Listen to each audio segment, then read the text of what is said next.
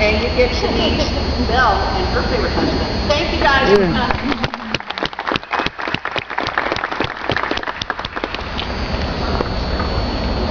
Now, you gonna hold it?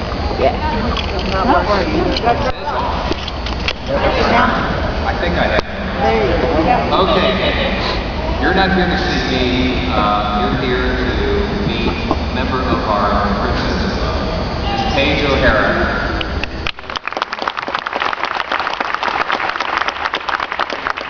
We're going to check with her for a little bit before she goes out.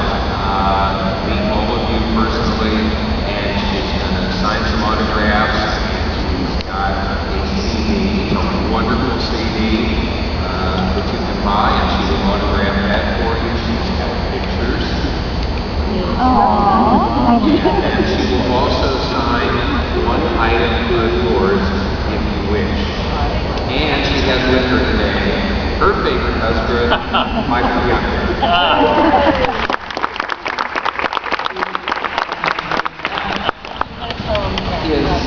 It's rather interesting. I'm going to let Paige start by telling you the rather interesting connection that her character Belle has with her real life husband.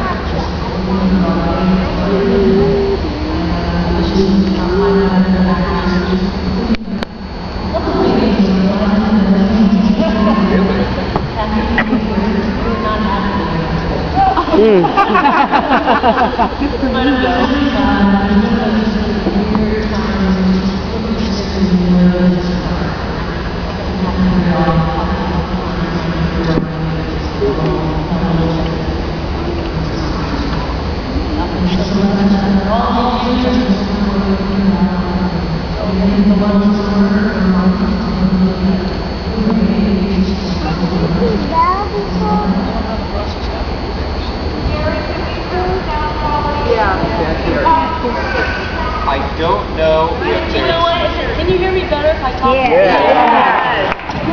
Yeah. So in the audition process, they would actually videotape the actresses, and then they would close their eyes. And go through this process about 5 times.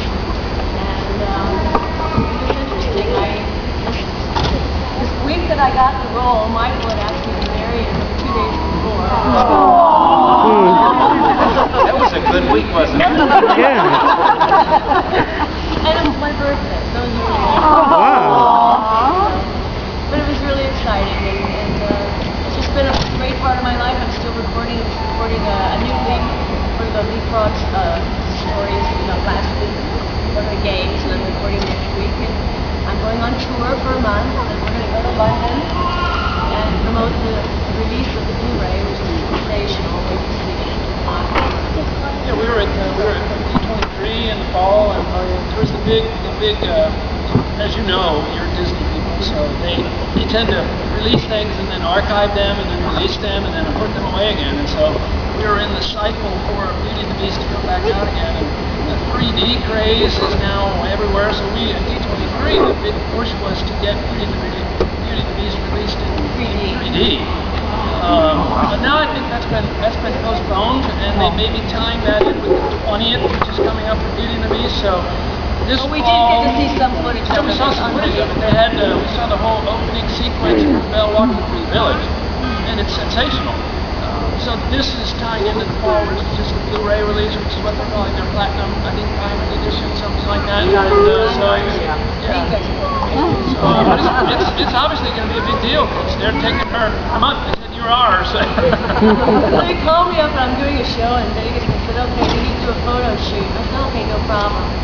We come to my house and these 2 limos show up with this world famous photographer, a stylist. I've never had a stylist before.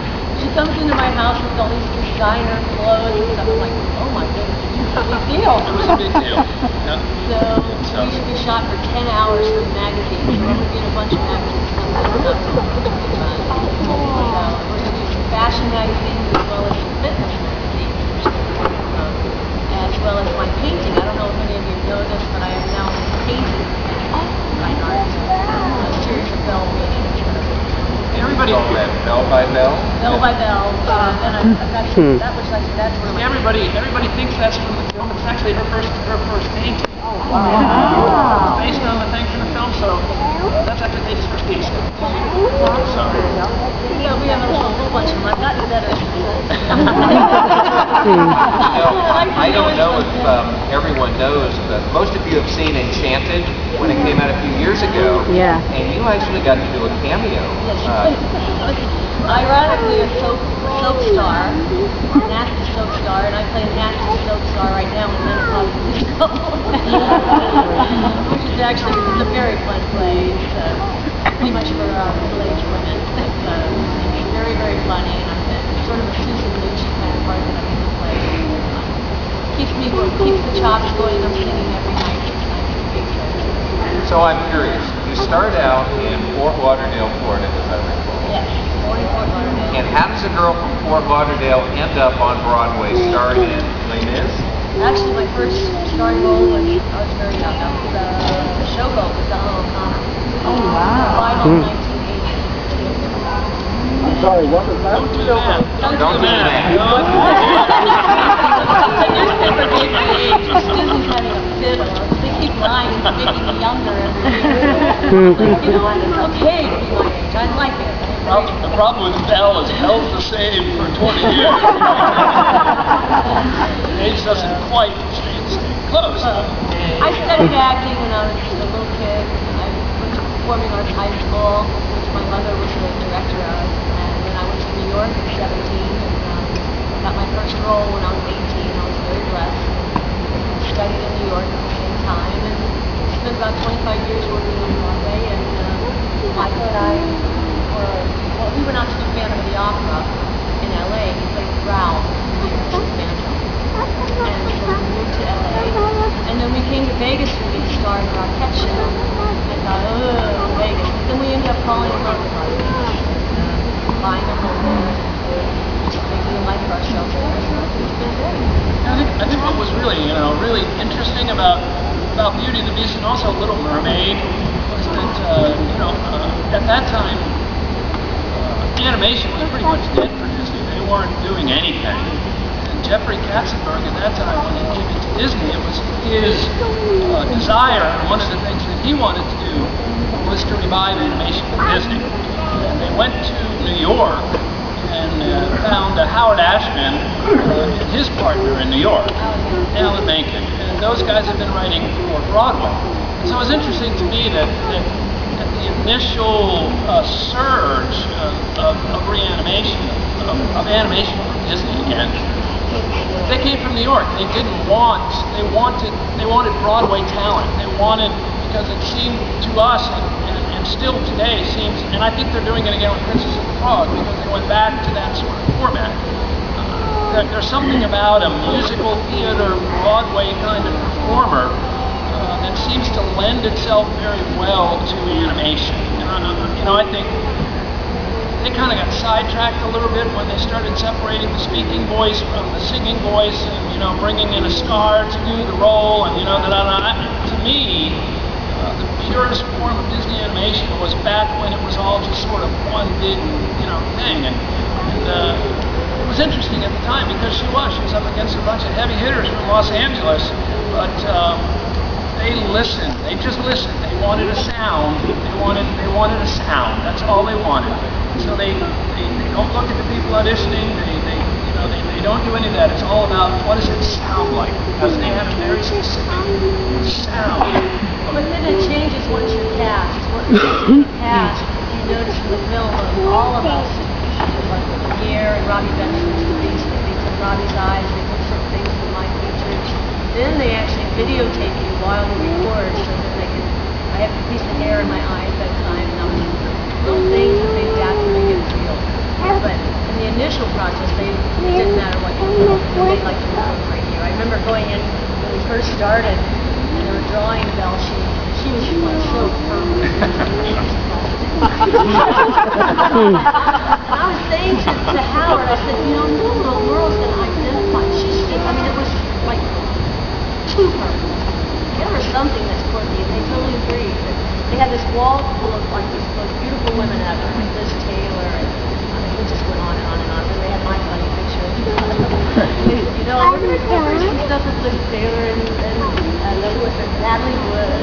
And we're bringing some of the I think it was wonderful. If you look at their, you've probably seen their initial drawing, and then you've seen it, hair up and the perfect little hair and curly. I think it's interesting to see, and I think you should know too that Howard Ashman and Alan Menken put their own money into Little Mermaid. They believed in it and invented it so much that they produced it as well. So they really didn't make any money till it was in. Weren't they doing a show on Broadway with Jody at the time, and that's Smile. Actually, that was Marvin Hamlish, but they worked with Jody. Yeah. They worked with Jody. And that was Right. Yeah. So when you went from, Broadway to reporting the tracks, what was the biggest difference for you in how you're projecting, how you're singing? Well, the very first day, I started to record and stop, Paige, stop playing to the second balcony, there was film, so I had to, my voice was, Oh, yeah. my very soft, stop, everything was soft. But actually the first month was good, but they hadn't hired the Beast yet. And once they hired Robbie Benson, we requested to record together. That made all the difference in the world. Because we actually added a lot of scenes in their reading, Romeo and Juliet, like Leon did that. Just real working. I don't do this anymore. It's such a great privilege to be able to work together. I don't know if we're allowed to ask questions. Oh, absolutely. When they re-released the Beauty and the Beast with all the special deleted scenes and everything, how did you feel about being brought back into the project if you were? Yeah, I was brought back in and I was so happy and it was so bittersweet because Human Again is my favorite song in the film. And Howard Ashman's part was broken when they cut it. And that It was animated. It had been fully, it was incorporated. Yeah. And actually, but they changed the scene of reading. We were reading the film a lot. But it was a time formula. They had a time formula. You go past the 90 minutes, and they said the kids wouldn't pay attention. The kids are much more intelligent than they kids, right?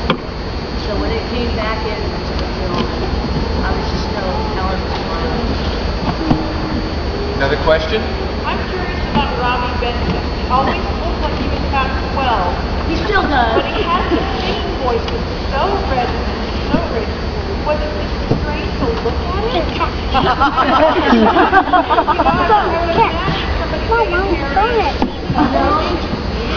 He is such a brilliant actor that he just brings out the best in you. And truthfully, that voice is about it. His face was contorted, and they really copied his expression as a beast. And he would be exhausted by the end of the session because he would be doing all this microphone and that was like a probably you could open it for 3 hours, He was totally, method actor. It was great. I mean, and then the Prince at the end, not the long blonde hair, his face was Robbie. What Paige said initially was not quite true. They had hired a Beast. Well, that's not enough. He got fired. He was great at doing the Beast stuff, but he couldn't make the transition to do. He could only do the one thing. He couldn't transition it back to starting to becoming more and more human. And so they ultimately said, "This is not what we want." And I remember. He was a voiceover guy, and there's nothing wrong with that. Yeah. But he didn't have the acting chops. Yeah, People Magazine did a big movie preview thing coming out of what's coming up and the highlights and the pluses and minuses. And I remember them saying, Beauty and the Beast, Howard Ashman, Don Hahn, on Disney, blah, blah, you know, and all this list of positives. And then it said negatives. It was Robbie Benson as the Beast. They know something we don't know. Well, obviously they did. And it was a blessing, as Paige said, because normally for Disney animation, it is you in a booth by yourself with a camera, and you've got nothing to react to. It's a director, you know, sitting back there saying, you know, give me this, try this, you know, and it's just, you're just imagining things and you're trying to give it to them vocally. But because they were behind schedule, because they started with somebody else and they came back in, Paige and Robbie asked to record together. And it really did make a big difference.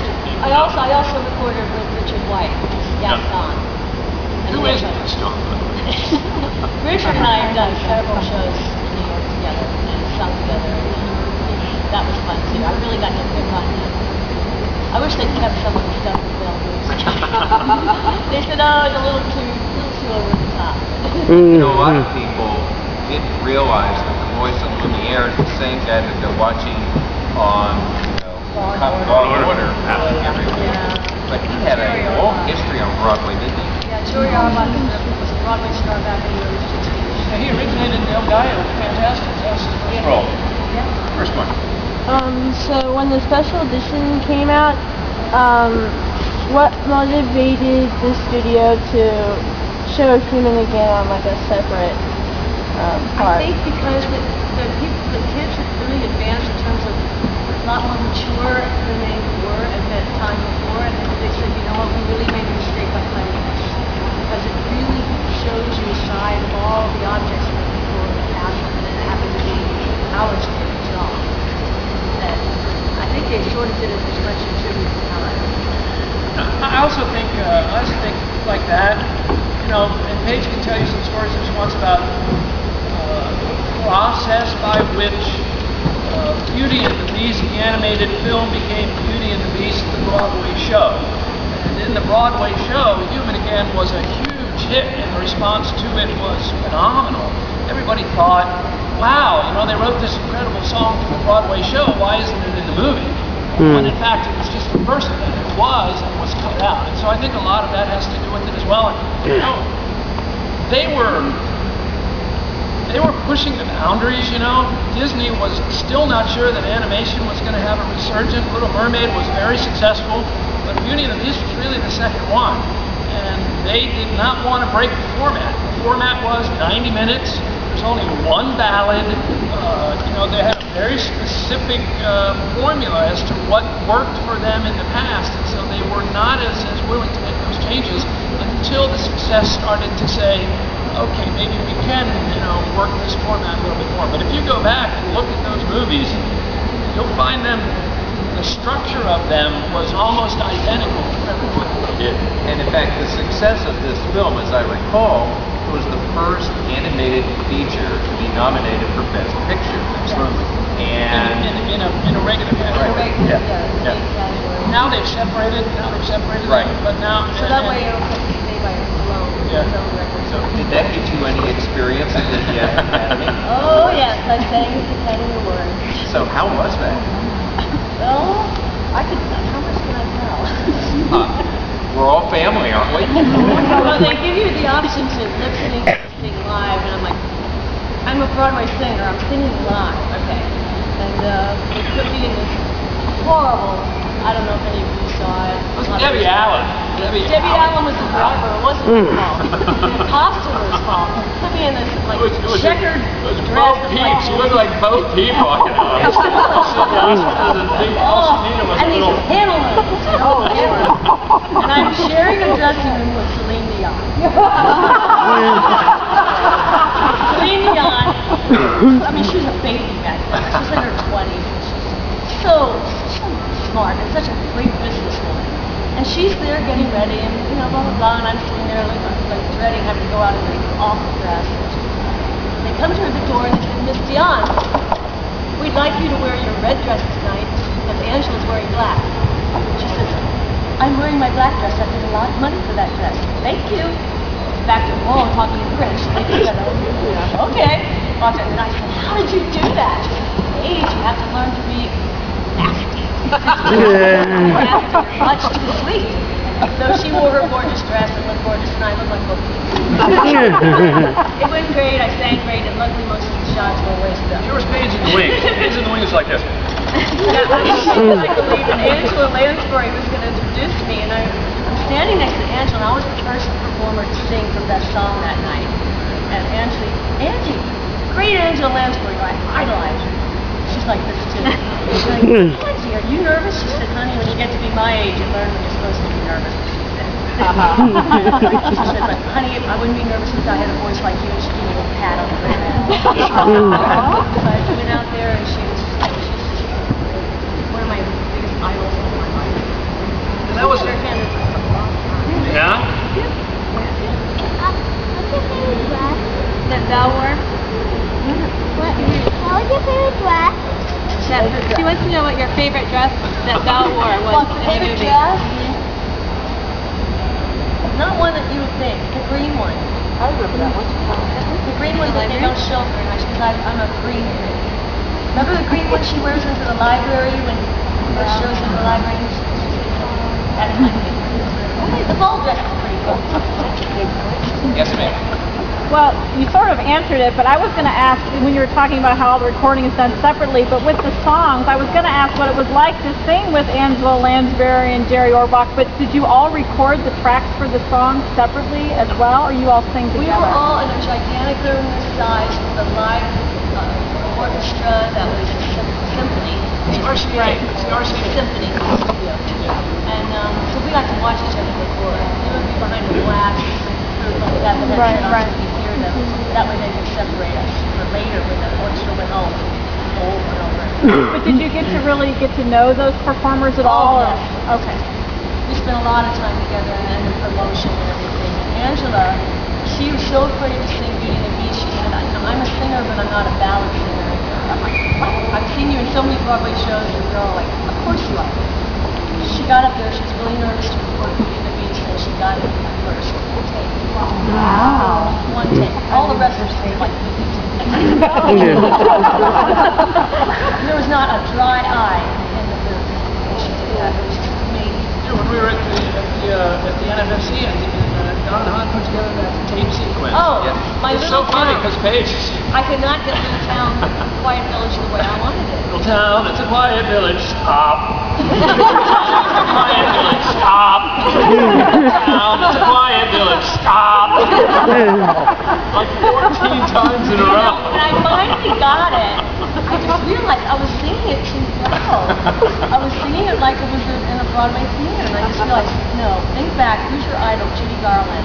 You know, the way she sang over the rainbow, that sweet, lyrical sound in the night. As soon as I got that in my head, Judy singing over the rainbow, I knew. I think a lot of people, especially, you watch the making of and how to, and a lot of times with movies now and the voiceovers, you see the actor just in the booth. And you talk, one of the things we had the honor of seeing at the convention was the sequence you were talking about, where you're sitting there with the sheep and the broomsticks and they're basically acting out the scene. Can you talk about that? Which one in particular? When you showed that whole drum sequence, you're sitting there on the. Oh, that's right. And you're doing the wishing well. Yes, I only got to do that for a second. It was actually the body double that spent with Alex doing that. Right. But they showed you for a second. Yeah, for a second, and they said, we're wasting your time and you're in the studio. Talk about a lot of people. Oh, well, it's very fun. I mean, you got real, you have real animals and stuff around. It's kind of the biting of the. That's the first thing that they go for is the book, to chew up the book. That was adorable. That came to happen in the first minute of the song. Because she got to spend Sherry got to spend hours. Yeah, she's great. they actually They used Sherry's body. they had described a scene for Paige. But they hadn't recorded it, and there was no script for it. I know what you're talking about. You're talking about the one that I had. That's the one. And, with the wolves. The wolves, so That one I had there was to no. do. They told she knew there was a sequence happening, but there was no script, and they hadn't worked on it or anything, and so they literally put her in the booth with a microphone and ran the film. Ran the sequence for her, and she just reacted to the sequence, and that ended up being That was hard, much harder than recording it in advance. You know, you're seeing it happen. Of course, you think the bull's jumping at you, screaming, yelling, You know, I think Disney is unique, I think, in that most people who do animation, they'll go in and they'll record and they'll get an idea and they'll draw it out, and then as an actor, as the voice talent, you almost have to go in and lip sync to what they've animated, which is much more difficult because to try and get the emotion that you had and tie it into the timing of what they've drawn is very difficult. But Disney does it in reverse. They get what they want vocally, emotionally, and then they animate to that. So it's a very, you never ultimately have to go in and try and go, I don't want to, you know, you don't have to do that, which is great. Did you get a chance to actually meet and work with any of the animators during this process? Oh, the whole time. James Baxter started out as an animator for Bell, and then he got really sick. He's a young guy, 24 years old. He did about the first 3 scenes in the film. Mono. Then he went back to England. Mark Antico. But they respected James Baxter so much that they said, okay, take 6 months of the year off and play you anyway. Come back. But we work with them all the time. Maybe a two-part question. You work directly for Disney, or are you a private contractor? And is there competition for your role as well? Well, in terms of Beauty and the Beast and Belle, I